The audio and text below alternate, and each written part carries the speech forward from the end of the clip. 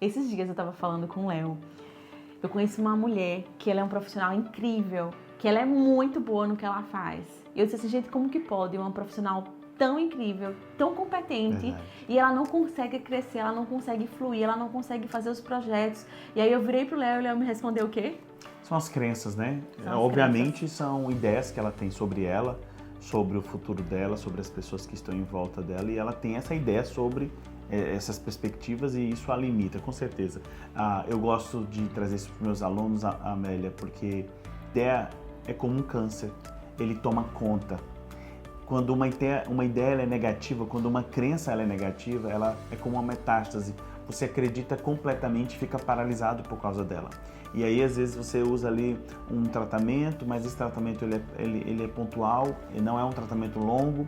Então, acaba que o trabalho com as crenças acaba não sendo um trabalho efetivo.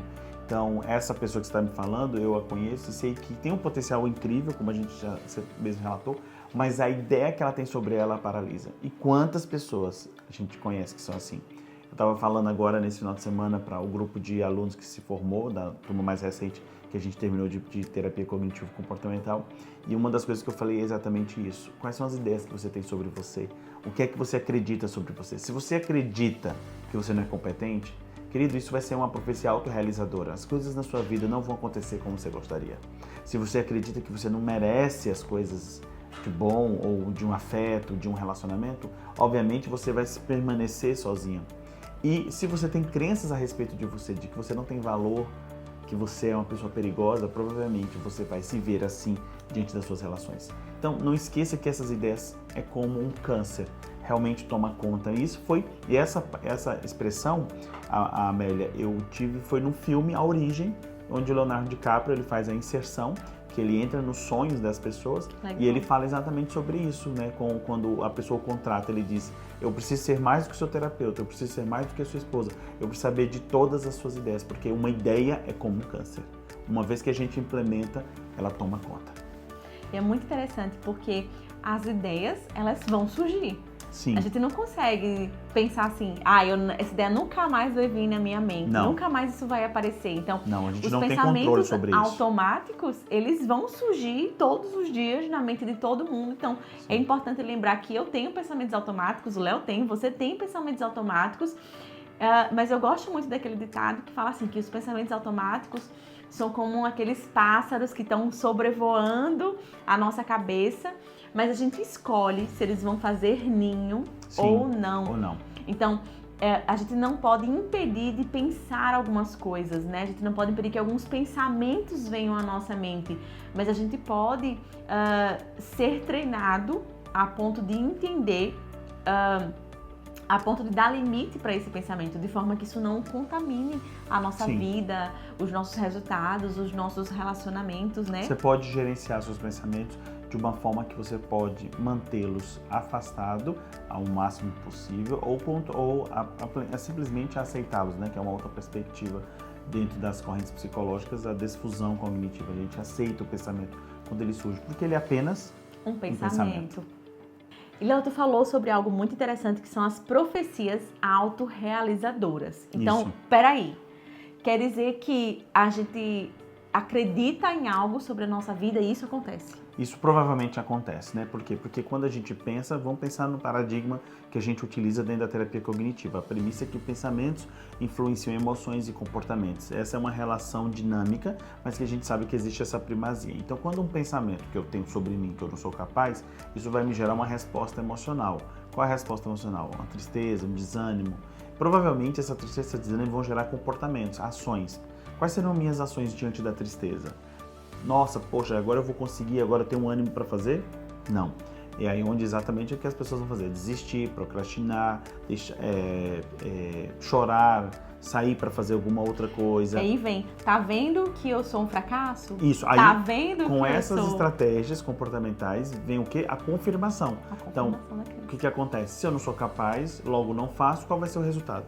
Eu tenho algo para fazer, mas eu não me comprometo, qual vai ser o resultado? Então, eu quero crescer no Instagram, né? Eu quero me desenvolver no Instagram, mas se eu não faço um vídeo, se eu não faço um movimento para isso, qual vai ser o resultado que eu vou ter? Nenhum. Eu terminei psicologia, agora eu quero começar a atender. O que você tem feito para isso? Nada. Qual vai ser o resultado?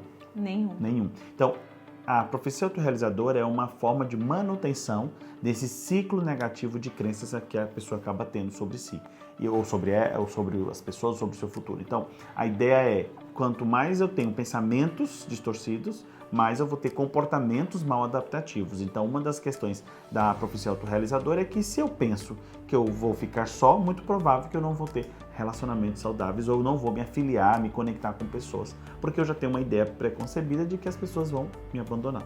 Então, isso é muito comum na manutenção dos esquemas, na manutenção das nossas crenças. E as pessoas não entendem isso. Não entendem que quanto mais elas acreditam sobre aquela ideia, mais elas ficam presas àquela ideia. Então, a perspectiva é a gente realmente confrontar um viés importante, que é um viés da terapia cognitiva, confrontar esses pensamentos, racionalizar esses pensamentos, questionar esses pensamentos é uma maneira de a gente buscar evidências para confrontar aquilo que a gente pensa. Por quê?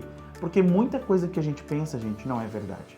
Muitos pensamentos que passam na nossa mente são apenas preocupações, distorções. Elas não condizem com os fatos. E quando a gente faz um pequeno exercício, metacognição, pensar no pensamento, pensar naquilo que está vindo na minha mente e eu busco evidências para isso, eu percebo quanto esse pensamento ele não condiz com a realidade e isso acaba saindo de cena. E se eu faço esse exercício repetidamente, né, chamamos isso de reestruturação cognitiva. Então a gente começa a mudar a nossa forma de enxergar as coisas. E isso é importante, porque a gente fala muito de percepção. Cada um interpreta o seu mundo da sua forma. Chamamos uma palavrinha bem diferente, que é a palavra idiosincrasia, né? Ou idiosincrático. Cada um percebe o seu mundo do seu jeito, da sua forma. E isso é importante, porque se eu percebo-me dessa forma, eu vou sentir e agir conforme essa maneira de pensar. Então, a profecia autorrealizadora acaba se confirmando, e essa confirmação é um processo de manutenção para as pessoas continuarem acreditando sobre mentiras que elas mesmas contaram para elas e que elas acreditam. É interessante, né? Porque o comportamento de procrastinação faz muito sentido em todo esse ciclo de comportamentos. Sim. Porque a gente acaba ficando paralisado, muita gente acaba ficando paralisado e vai procrastinando justamente porque existe uma crença formada, que é sustentada por uma série de pensamentos distorcidos que vão me desestimulando a empurrar com a barriga a minha vida, né? A deixar para amanhã, ou a fazer de qualquer jeito, ou eu vou ficar só uma horinha, deixa eu ficar só uma horinha aqui no Instagram, daqui a pouco eu faço o que é preciso. E na verdade, eu não tenho, a gente pode falar aqui de crenças positivas também que existem, né? Adaptativas, né? Esquemas adaptativos e crenças positivas, enfim, onde eu acredito que eu sou competente, eu faço bem, eu consigo. E muitas vezes quando a gente tem essa crença positiva formada, a gente tem muito mais motivação para fazer aquilo, para conseguir o resultado que eu quero. E o contrário também é verdadeiro. Então, quando eu tenho umas crenças de fracasso, as crenças de que eu não sou suficiente, eu não consigo, eu sou burro. Então, uma série de crenças intermediárias aí que a gente vai falar, né, próprias, que fazem com que, deixa eu ficar só uma horinha aqui, isso é tão chato de fazer, dá tanto trabalho gravar esses vídeos, ou então estudar é tão difícil. Então, esse comportamento de procrastinação tem muito a ver com as nossas crenças. Né? Essa é uma delas, né? A gente nunca pode dizer que um comportamento é diretamente ligado a um tipo de crença, né? Mas os comportamentos têm uma variabilidade de crenças, né? Exemplo, uma pessoa mais perfeccionista, ela procrastina por quê? Porque ela sempre acha que nunca está bom o suficiente. Então ela tem uma crença de não achar que é bom o suficiente, por isso tem que estar sempre revisando. Vamos pensar num texto. Então ela acaba passando horas e mais horas revisando o texto. Por exemplo, outras pessoas têm dificuldade em fazer um vídeo do Instagram. Então elas acham que tem um padrão mais perfeccionista. O que acontece? Não ficou legal, eu falei uma palavra errada, essa entonação não ficou boa. Então elas gastam tanto tempo, tanta energia com isso que acabam procrastinando. Então, o comportamento está conectado com uma emoção e com um pensamento, e como esse ciclo dinâmico chamado modelo cognitivo faz parte muitas vezes da nossa avaliação inicial com os nossos pacientes, entendendo por que o comportamento que eles apresentam no set terapêutico tem a ver com as crenças e pensamentos que ele tem a respeito dele. É interessante, né, Léo? Porque muita gente não grava vídeo, muita gente tem medo de gravar vídeo. Tem muita gente que chega pra mim e diz assim: Amélia, eu converso, eu atendo, eu até dou palestra para pessoas, mas quando boto uma câmera na minha frente, aí o meu coração palpita mais forte, eu fico com a respiração ofegante, a minha mão começa a suar, eu sinto um gelo, eu começo a gaguejar. Gente, é um medo diante dessa câmera. E muitas vezes Sim. isso tem uma relação com o que as pessoas vão pensar de mim, né? Será que as pessoas vão gostar do que elas vão ver, né? Será que eu vou passar vergonha na frente das câmeras? E muitas vezes isso está relacionado com experiências que eu tive na minha vida, obviamente, porque as crenças e os esquemas, eles tem uma formação, né? Tem uma formação na infância, Isso. a partir das nossas experiências, daquilo que a gente vivenciou.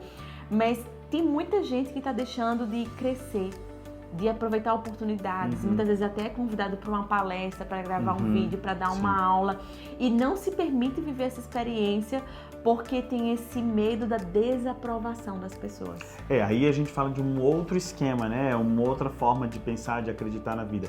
Lembre-se, gente, dentro de uma perspectiva científica que nós estamos falando, existe algo chamado determinismo psicológico, né? Existem muitas teorias dentro da psicologia.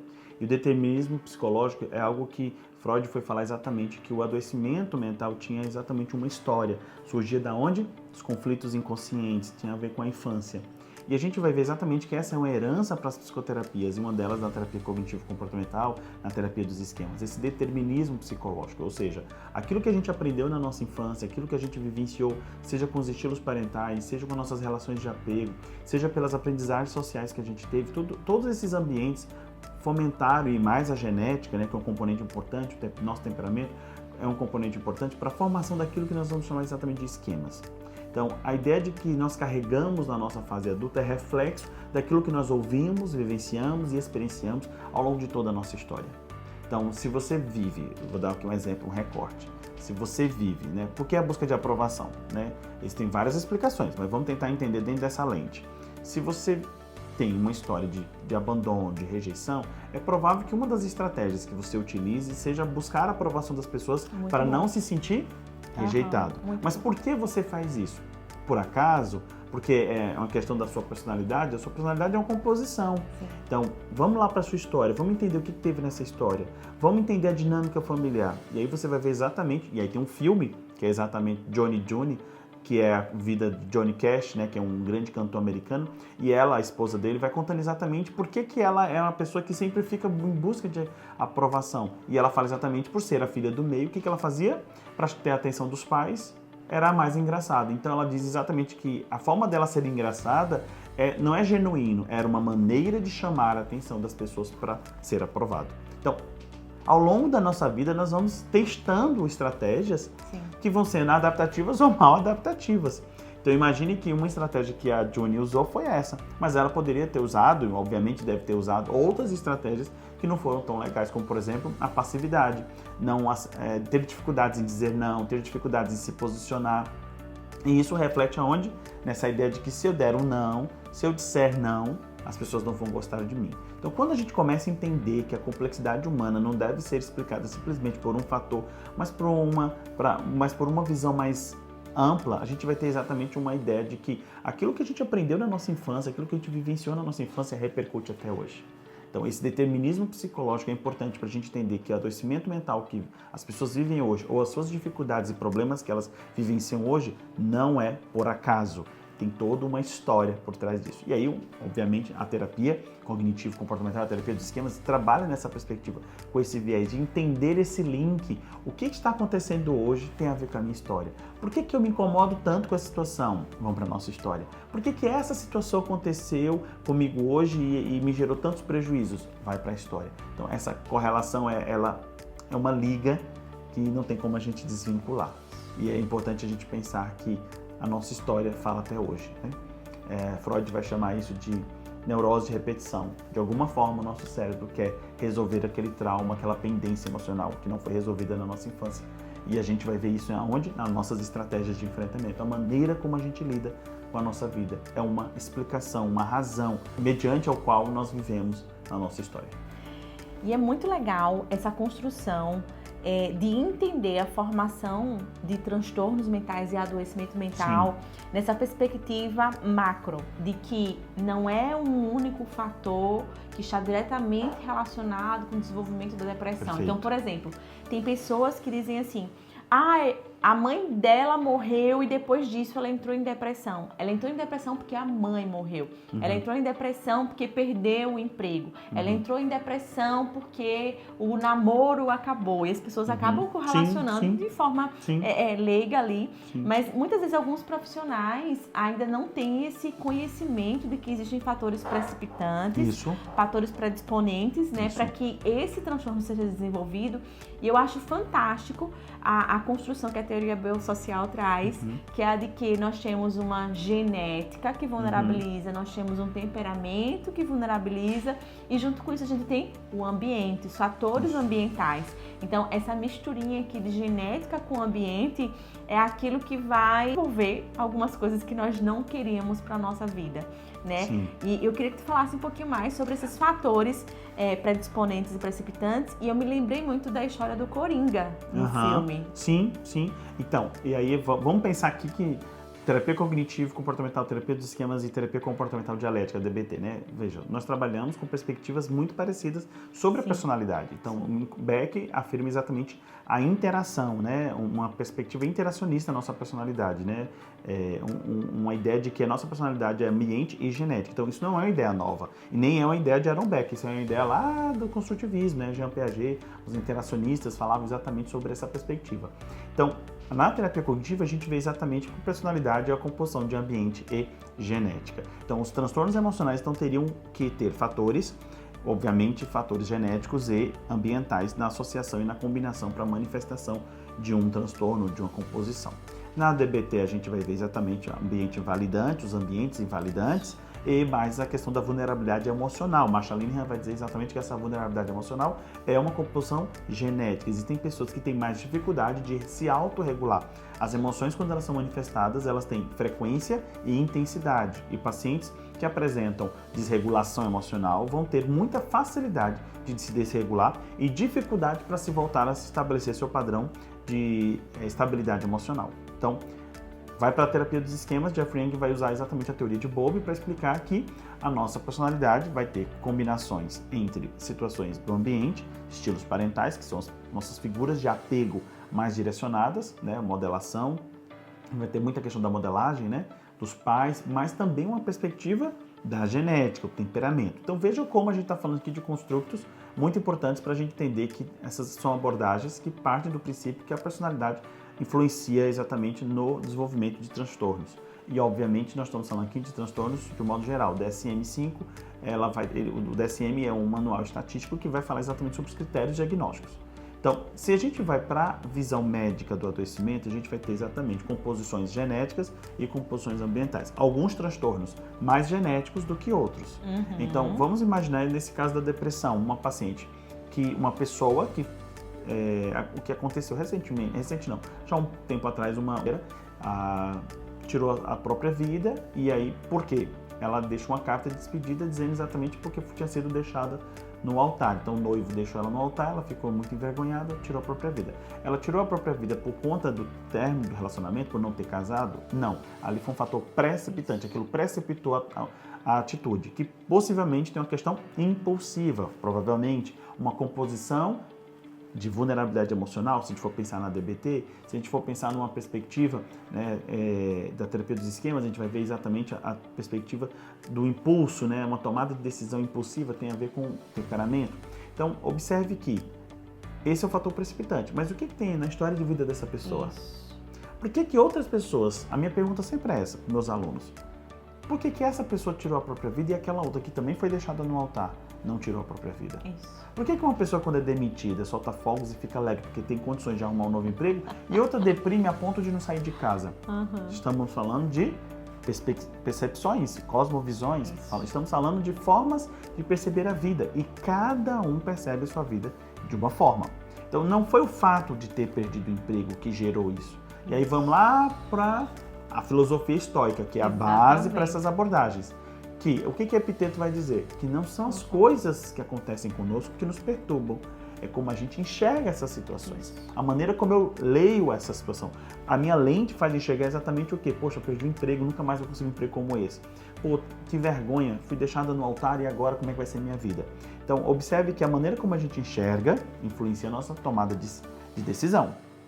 Mas lembre-se que uma atitude isolada é muito complicado a gente dizer que foi por causa disso uma decisão como tirar a própria vida. Então, os fatores predisponentes têm a ver com a nossa herança, seja ela genética, seja ela no nosso ambiente, aquilo que a gente vivenciou, aprendeu e experienciou. Então, todas essas correntes, elas vão ter essas perspectivas semelhantes, né, e até sobrepostas sobre a perspectiva da personalidade.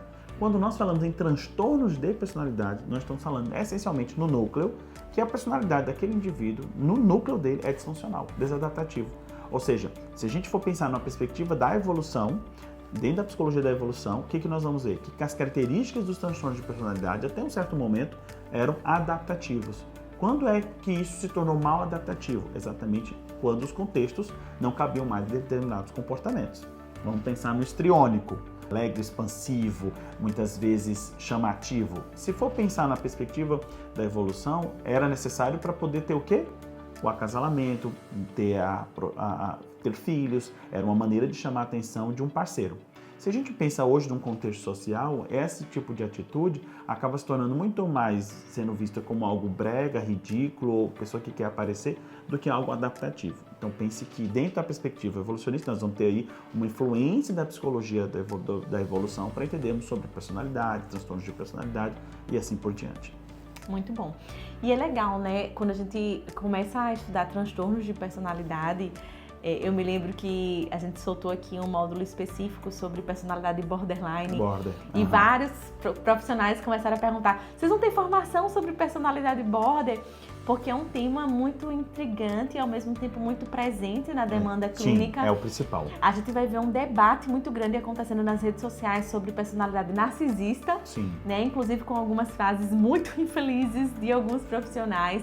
Então, o tanto que transtorno de personalidade precisa ser estudado e como que a terapia do esquema nos esclarece tanta coisa. Eu gosto muito de dizer que se a gente quer entender uma pessoa com muita profundidade, estuda a terapia do esquema junto com ela. É impressionante como a gente consegue entender tanta coisa da nossa vida e como Jeffrey Young foi brilhante, né? Pegando ali toda a base da terapia cognitiva de Aaron Beck.